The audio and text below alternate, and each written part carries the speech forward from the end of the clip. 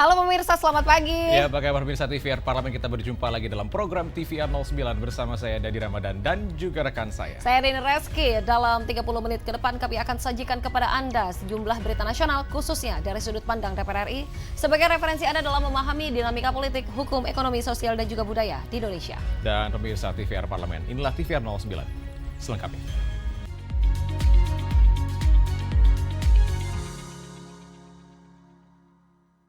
Pemirsa, anggota DPR RI periode 2024-2029 Dewi Juliani bersyukur dan juga berusaha bertanggung jawab dalam mewakili aspirasi masyarakat dari daerah pemilihan Riau I, termasuk mengambil langkah nyata dan memastikan kebijakan pemerintah pusat berpihak bagi masyarakat Riau.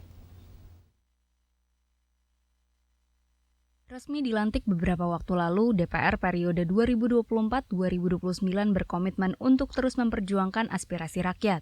Mengusung tema DPR Baru Harapan Baru, 580 anggota DPR terpilih akan memperjuangkan suara masyarakat dari daerah pemilihannya masing-masing. Anggota DPR RI periode 2024-2029 Dewi Juliani mengaku bersyukur dan bertanggung jawab untuk mewakili aspirasi masyarakat dari daerah pemilihan Riau I.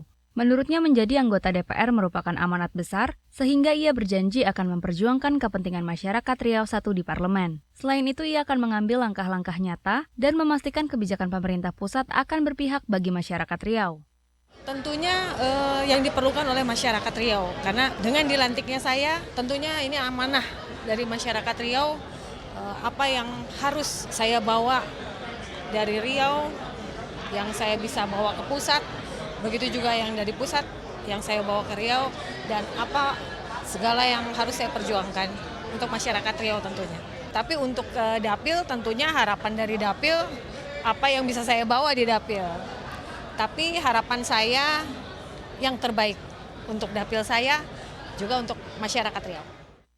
Selain melantik anggota DPR, rapat paripurna beberapa waktu lalu juga menyepakati 5 pimpinan DPR. Kursi Ketua DPR kembali diduduki Puan Maharani dari fraksi PDI Perjuangan dan kursi Wakil Ketua DPR diduduki Sufmi Dasko Ahmad dari fraksi Partai Gerindra, Adis Kadir dari fraksi Partai Golkar, Cucun Ahmad Syamsurizal dari fraksi PKB, serta Saan Mustafa dari fraksi Partai Nasdem. Arif dan Adila, TVR Parlemen melaporkan. Pemirsa, anggota DPR RI periode 2024 sampai dengan 2029 yaitu Aceh Hasan Sazili menyebutkan di sini Presiden diberikan kewenangan dalam menambah jumlah kementerian tentunya dengan sesuai kebutuhan yang sesuai dengan amanat Undang-Undang Kementerian Negara. Sehingga penambahan komisi di DPR perlu dilakukan sebagai upaya meningkatkan kinerja DPR khususnya dalam hal pengawasan dan juga penganggaran. DPR RI memastikan adanya penambahan jumlah alat kelengkapan Dewan seiring rencana pemerintahan Presiden terpilih Prabowo Subianto menambah jumlah kementerian. Hal ini dinilai penting untuk meningkatkan efektivitas fungsi DPR, khususnya dalam mengawasi kinerja dan kebijakan pemerintah, serta menjalankan fungsi penganggaran. Anggota DPR RI periode 2024-2029 Aceh Hasan Syazili mengatakan, sesuai dengan amanat Undang-Undang Kementerian Negara, Presiden diberikan kewenangan untuk menambah jumlah kementerian sesuai dengan kebutuhan. Aceh menilai, satu komisi di DPR idealnya bermitra dengan 3 hingga 4 kementerian lembaga, agar komunikasi dan koordinasi bisa berjalan maksimal. Karenanya ia menyebut penambahan komisi di DPR perlu dilakukan untuk meningkatkan kerja DPR khususnya dalam hal pengawasan dan penganggaran. Penambahan itu penting, ya berdasarkan atas pengalaman saya sebagai Komisi 8 pada periode yang lalu, dengan mitra kerja 3 kementerian ditambah lagi dengan badan-badan yang ada. Kalau satu komisi 3 atau sampai 4 kementerian, saya kira mengatur rapat-rapat baik pengawasan, penyusunan anggaran tentu memerlukan waktu yang efektif. Jadi karena itu penambahan komisi itu sesungguhnya sebagai dampak dari kemungkinan terjadinya penambahan di tingkat kementerian. Saat ini kabinet yang dipimpin Presiden Joko Widodo berjumlah 34 kementerian. Dikabarkan Presiden terpilih Prabowo Subianto akan melebarkan kabinetnya hingga 44 kementerian. Karenanya pimpinan DPR RI tengah membahas secara mendalam penambahan komisi di DPR yang direncanakan akan rampung sebelum pelantikan Presiden dan Wakil Presiden pada 20 Oktober mendatang. Rifki Makdudi, TVR Parlemen melaporkan. Pemirsa, meski anggota alat kelengkapan Dewan belum ditetapkan secara keseluruhan, masing-masing anggota DPR RI periode 2024-2029 memiliki program dan isu yang akan diperjuangkan. Kami akan hadirkan informasi selengkapnya tentunya usai jeda. Tetaplah bersama kami di TVR 09.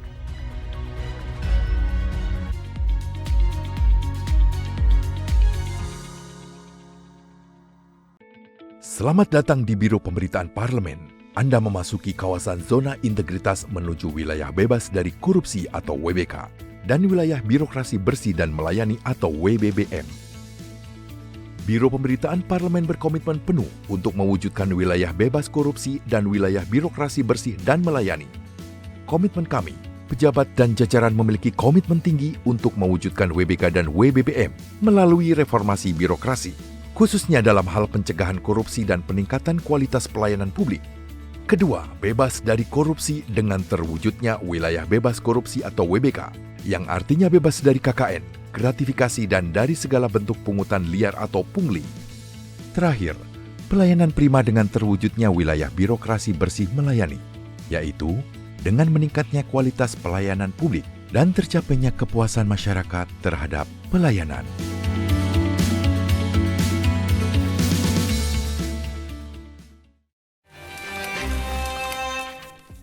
Sekarang kita sedang ada di balik kursi. Wah, di balik kursi ada sofa kayaknya.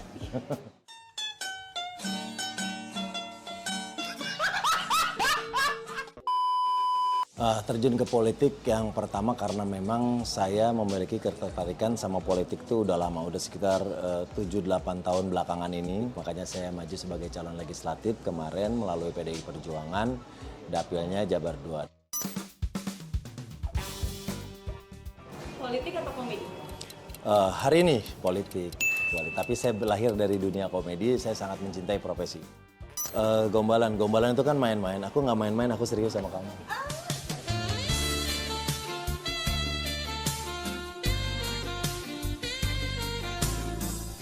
Segera, hanya di TVR Parlemen.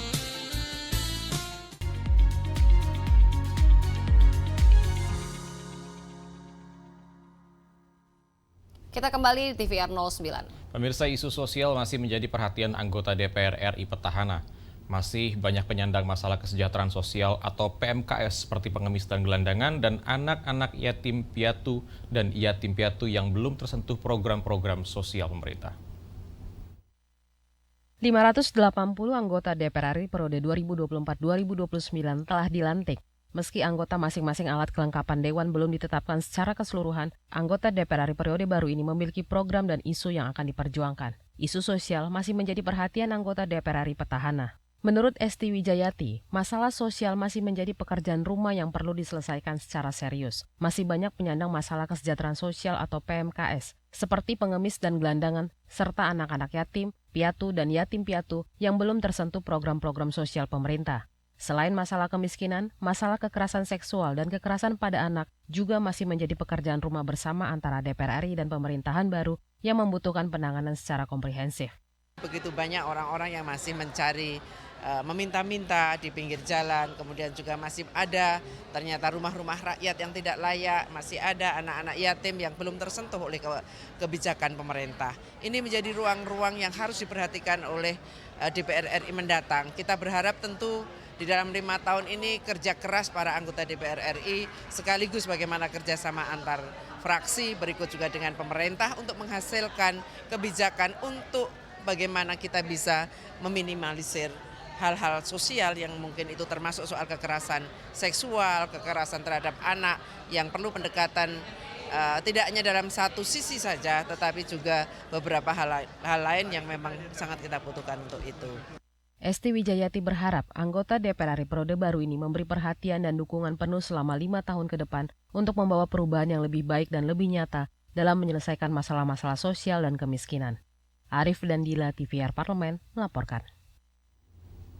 Anggota DPR RI periode 2024-2029 menilai naiknya kasus bullying di satuan pendidikan tentunya dipengaruhi oleh kegagalan pihak sekolah dalam mendeteksi dan juga melakukan pencegahan terhadap potensi bullying di kalangan pelajar. maraknya kasus perundungan atau bullying di satuan pendidikan masih menjadi sorotan publik. Federasi Serikat Guru Indonesia atau FSGI mencatat, selama Januari sampai September 2024 ada 36 kasus perundungan di sekolah. Anggota DPR RI periode 2024-2029 menilai, naiknya kasus bullying di satuan pendidikan dipengaruhi kegagalan pihak sekolah mendeteksi dan melakukan pencegahan terhadap potensi bullying di kalangan pelajar. Saiful Huda mengungkapkan, banyak kasus perundungan dilakukan pelajar secara berkelompok. Di sisi lain, di era digital saat ini, semua kalangan termasuk pelajar menjadi familiar dengan gadget sehingga mudah mengakses berbagai konten dan informasi di internet, termasuk konten kekerasan dan pornografi. Untuk itu, pihak sekolah harus melakukan pengawasan yang intensif terhadap perilaku para pelajar yang selalu berkelompok karena dikhawatirkan mempraktekkan konten-konten kekerasan kepada pelajar lain. Selama ini kan proteksinya dilakukan masih secara longgar dan secara teknis pembatasan diserahkan kepada orang tua, terus kemudian oleh anaknya sendiri dengan mengatur fiturnya dan seterusnya nggak bisa. Saya kira model semacam ini sudah terbukti tidak efektif. Ini langsung saja pemerintah, semua konten yang masuk, platform media yang masuk di Indonesia diproteksi dari konten yang semacam itu. Saiful Huda menambahkan, Kemendikbudristek dan seluruh dinas pendidikan di Indonesia belum maksimal melakukan upaya terstruktur, sistematis, dan masif dalam mencegah perundungan di satuan pendidikan. Penanganan perundungan masih bersifat parsial, cenderung tertangani setelah marak atau viral di publik. Fitian dan Domi, TVR Parlemen, melaporkan.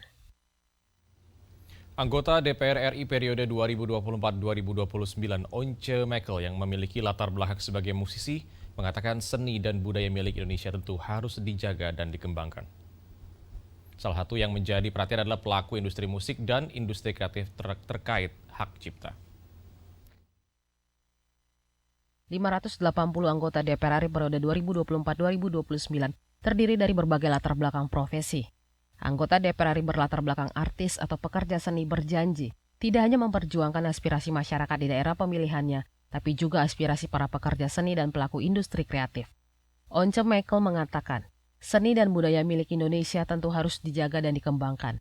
Sektor-sektor terkait di dalamnya tentu juga harus menjadi perhatian agar semakin maju. Salah satu yang menjadi perhatian adalah pelaku industri musik dan industri kreatif terkait hak cipta. Apalagi dengan tantangan dan perkembangan teknologi saat ini, seperti kecerdasan buatan atau artificial intelligence atau AI yang mulai mengubah landscape industri musik dan kreatif. Kalangan musisi ini yang pertama, dari kalangan musisi dan juga kalangan budayawan, untuk supaya hak cipta itu dibereskan, untuk mungkin suatu saat harus diperbarui untuk mengakomodasi kepentingan lebih banyak orang, baik itu pencipta maupun juga pengguna, dan juga teknologi baru yang belakangan menghebohkan kita semua, itu artificial intelligence yang punya kemampuan untuk juga menciptakan. Nanti ke depannya bagaimana kita harus bisa mengatur agar supaya daya cipta, daya kreatif anak-anak muda atau orang kreatif kita tidak tergerus. Once Mekel juga menyoroti pentingnya program kesehatan dan pendidikan yang efektif dan tepat sasaran agar dirasakan masyarakat secara nyata. Selain itu, pertumbuhan sektor manufaktur Indonesia seharusnya mendapat perhatian besar karena Indonesia memiliki banyak sumber daya alam untuk diolah menjadi produk bernilai tambah.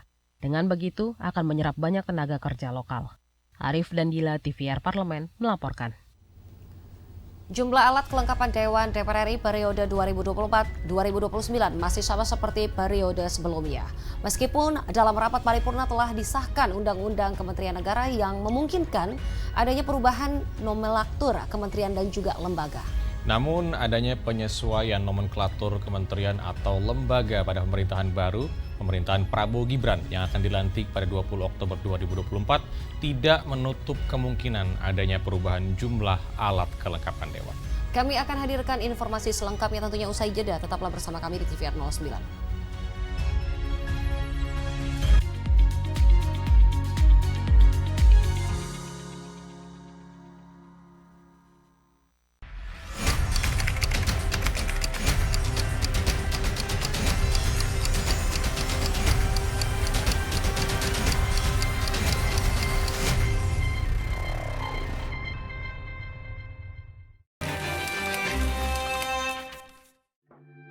saya Meli Guslow, saya dari fraksi Partai Gerindra, daerah pemilihan Dapil Jawa Barat 1.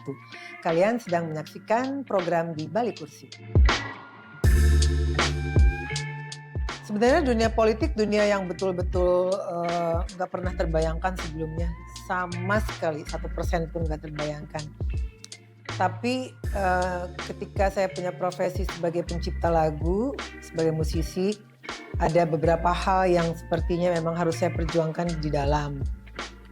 Khususnya di Undang-Undang Hak Cipta yang masih banyak harus dibenahi. Si para seniman gitu. Ngomongin soal seni itu bukan cuma di lagu aja ya. Kita melebar ke budaya dan lain-lain.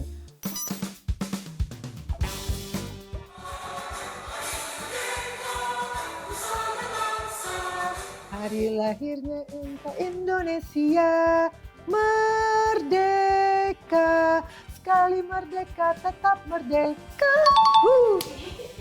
Deg-degan.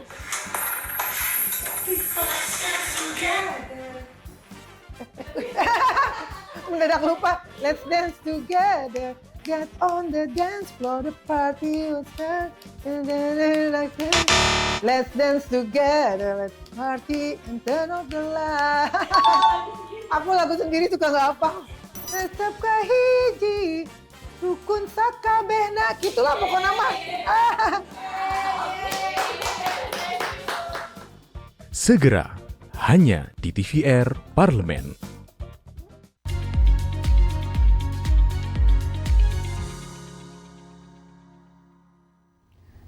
Kita kembali di TVR 09. Pemirsa, Ketua DPR RI periode 2024-2029 Dr. Honoris Causa Puan Maharani menyatakan saat ini jumlah AKD di DPR RI masih mengikuti nomenklatur kementerian atau lembaga yang ada. Pimpinan DPR RI bersama pimpinan-pimpinan fraksi di DPR RI akan melakukan rapat konsultasi guna menetapkan jumlah AKD dan juga komposisi pimpinan-pimpinan AKD. Dan kita simak informasi mendalam yang telah dirangkum dalam segmen Lensa Parlemen berikut ini.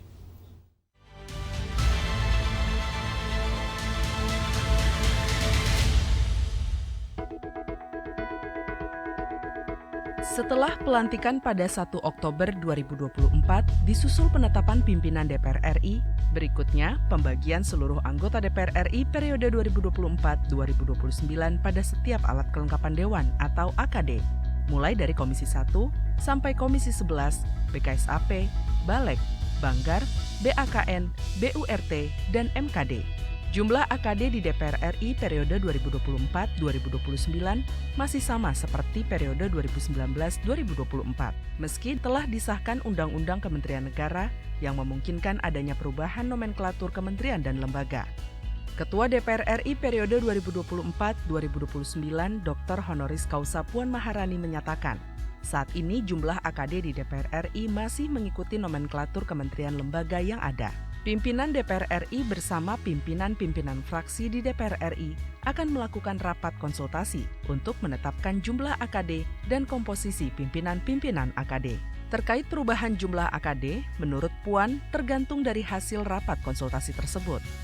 Mekanismenya setelah penetapan dan kemudian pelantikan pimpinan baru, kita akan lakukan mekanisme yang ada di DPR untuk kemudian menentukan berapa komisi, berapa AKD. Tadi kan sudah ada pimpinan fraksi dalam rapim dan nanti musyawarah dan mufakat yang akan kami lakukan bersama-sama dengan pimpinan yang baru. Itu dulu. Pada kesempatan yang berbeda, Wakil Ketua DPR RI periode 2024-2029 Sufmi Dasko mengungkapkan, belum ada keputusan terkait perubahan jumlah alat kelengkapan Dewan atau AKD di DPR RI periode 2024-2029. Namun, perubahan jumlah AKD tidak tertutup kemungkinan karena menyesuaikan nomenklatur kementerian lembaga pada pemerintahan Prabowo Gibran yang akan dilantik pada 20 Oktober 2024. Selain itu, dari hasil simulasi terhadap komisi-komisi dan jumlah mitra kerjanya, ada komisi yang ternyata memiliki mitra kerja terlalu banyak. Hal itu mendorong adanya kemungkinan pengembangan komisi di DPR RI sehingga AKD optimal dalam menjalankan tugas dan fungsi kedewanan. Penetapan komisi-komisi akan mengikuti waktu dari penetapan nomenklatur supaya nanti penetapan komisi dan AKD itu pas kan dengan mitra pemerintah. Kita kan kalau ngelihat juga dengan kepadatan komisi dan AKD sekarang yang memang ada satu dan beberapa yang numpuk. Nah itu kita perkirakan akan menambah kira-kira 1 atau 2 komisi. Demikian. Tim redaksi TVR Parlemen melaporkan.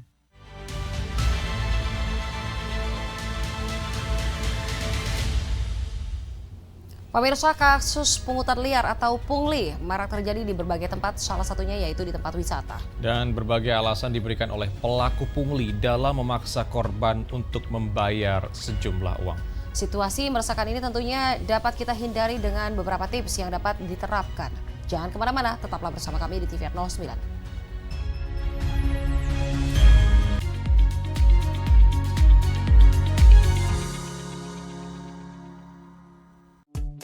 DPR RI memiliki fungsi diplomasi dalam menjalankan politik luar negeri sesuai dengan pasal 116 Undang-Undang MD3. Kontribusi aktif BKSAP DPR RI memainkan peranan penting dalam memenangkan persaingan global melalui IPU, IPA, IPPF, IPA, dan PUIK. BKSAP memiliki komitmen yang tinggi dalam krisis kemanusiaan dunia. Fungsi diplomasi dijalankan untuk mendukung upaya pemerintah dalam melaksanakan politik luar negeri. Selamat datang di Biro Pemberitaan Parlemen. Anda memasuki kawasan zona integritas menuju wilayah bebas dari korupsi atau WBK dan wilayah birokrasi bersih dan melayani atau WBBM. Biro Pemberitaan Parlemen berkomitmen penuh untuk mewujudkan wilayah bebas korupsi dan wilayah birokrasi bersih dan melayani. Komitmen kami, pejabat dan jajaran memiliki komitmen tinggi untuk mewujudkan WBK dan WBBM melalui reformasi birokrasi, khususnya dalam hal pencegahan korupsi dan peningkatan kualitas pelayanan publik. Kedua, bebas dari korupsi dengan terwujudnya wilayah bebas korupsi atau WBK, yang artinya bebas dari KKN, gratifikasi dan dari segala bentuk pungutan liar atau pungli. Terakhir, pelayanan prima dengan terwujudnya wilayah birokrasi bersih melayani, yaitu dengan meningkatnya kualitas pelayanan publik dan tercapainya kepuasan masyarakat terhadap pelayanan.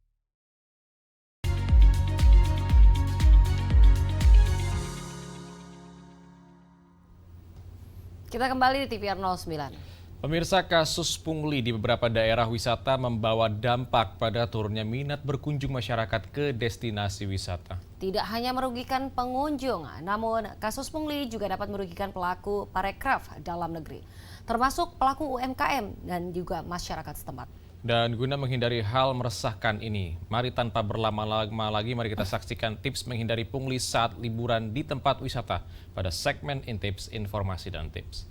Berikut ini.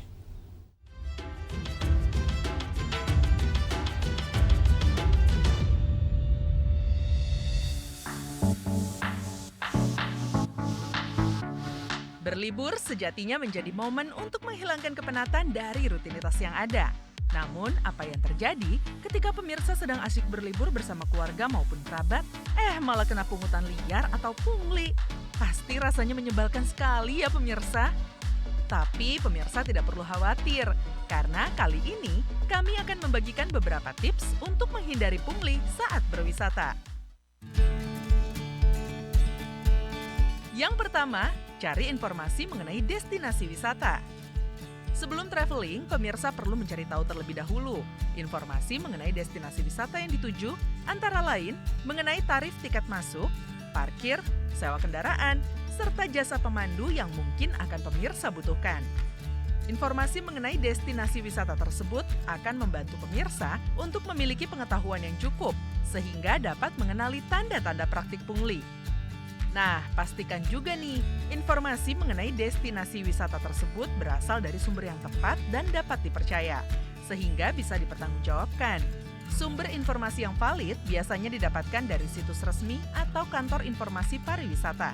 Pemirsa juga tidak boleh terlalu percaya dengan informasi yang diberikan individu atau agen perjalanan yang tidak resmi. Yang kedua, periksa tanda segel resmi.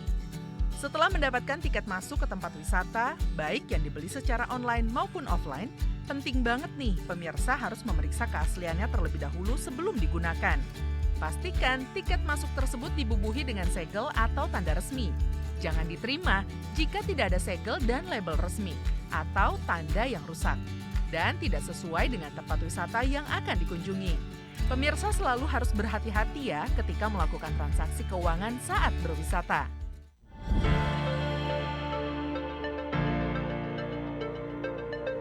Yang ketiga, gunakan saluran pembayaran resmi serta minta bukti pembayaran. Saat pemirsa akan membayar tiket masuk ke tempat wisata, terutama tiket yang dibeli secara online, pastikan pembayaran dilakukan di saluran resmi. Jangan membayar pada pihak lain atau individu yang tidak memiliki identitas resmi. Dan yang sangat penting, selalu minta bukti pembayaran resmi seperti karcis atau struk untuk setiap transaksi yang dilakukan. Pastikan tiket masuk atau bukti penggunaan jasa wisata memiliki tanda dan segel resmi seperti nomor seri. Dan hindari menerima tiket yang sudah rusak atau tanpa segel atau nomor seri. Yang keempat, berani tolak pungli dan laporkan. Pastikan harga tiket masuk atau jasa wisata sesuai dengan pencarian informasi. Pemirsa bisa bertanya ketika hendak membayar di lokasi wisata jika ditemukan perbedaan. Terlebih jika dimintai biaya tambahan yang tidak sesuai dengan tarif resmi. Pemirsa dapat menolaknya dengan tegas. Jika pemirsa menjadi korban pungli atau melihat adanya praktik pungutan liar ini, dapat melaporkan kepada pihak berwenang setempat atau kantor manajemen wisata. Melawan pungli adalah tanggung jawab bersama. Dengan melaporkan tindakan ini, dapat membantu kita semua dalam memerangi praktik pungli dan melindungi wisata lainnya.